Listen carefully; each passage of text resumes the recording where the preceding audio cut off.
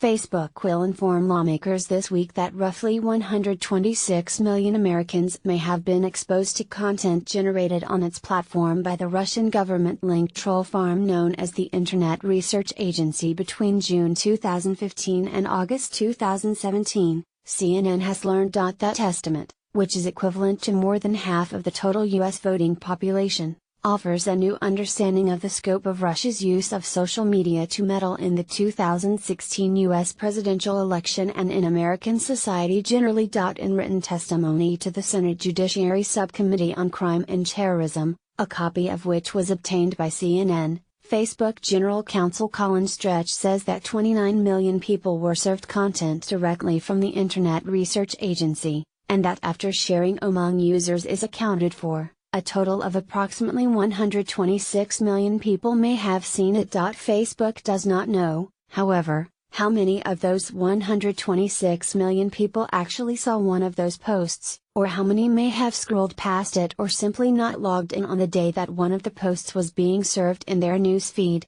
Stretch also says in his testimony that Facebook estimates 11.4 million people saw ads purchased by the Internet Research Agency between 2015 and 2017.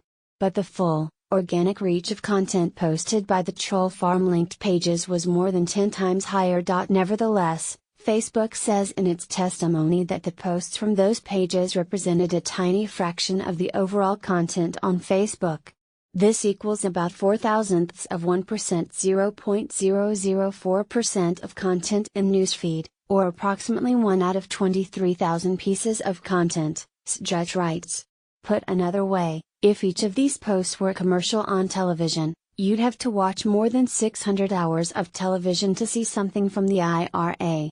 Lawyers for Facebook, Twitter and Google will appear in public hearings before a Senate Judiciary Subcommittee and the Senate and House Intelligence Committees this week, where they will face questions over how their platforms were used by Russians to meddle in U.S. politics. Stretch's testimony will also provide an account of how Facebook's security operation dealt with foreign interference, fake accounts and hacking in the lead up to the 2016 presidential election, as well as the steps it has announced to increasing ad transparency and advertising authenticity in the future. But the key focus for lawmakers will likely be the content and reach of the content posted and promoted by the Internet Research Agency.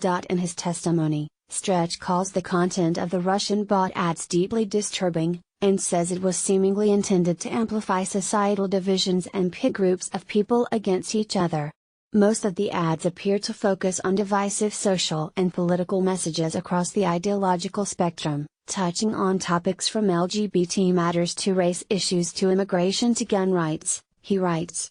A number of the ads encourage people to follow pages on these issues, which in turn produced posts on similarly charged subjects. That characterization of the Russian bot ads is consistent with what both Facebook representatives and lawmakers have said in the past, as well as with CNN's reporting on the content of specific accounts and ad campaigns. Facebook first informed lawmakers in September that it had identified 470 accounts linked to the Internet Research Agency, and that those accounts spent approximately $100,000 on more than 3,000 ads between June 2015 and August 2017. The new testimony reiterates those numbers while also noting that the IRA bot ads promoted roughly 120 IRA-generated Facebook pages, which in turn posted more than 80,000 pieces of content between January 2015 and August 2017. Stretch's testimony also discloses that some of the 3,000 ads also appeared on Instagram, which is owned by Facebook. The House Intelligence Committee is expected to release the Russian bot Facebook ads to the public later this week. In the wake of Facebook's disclosure, Twitter revealed that it had found 201 accounts that were linked to the IRA-backed Facebook accounts, and which also sought to push divisive political content on its platform.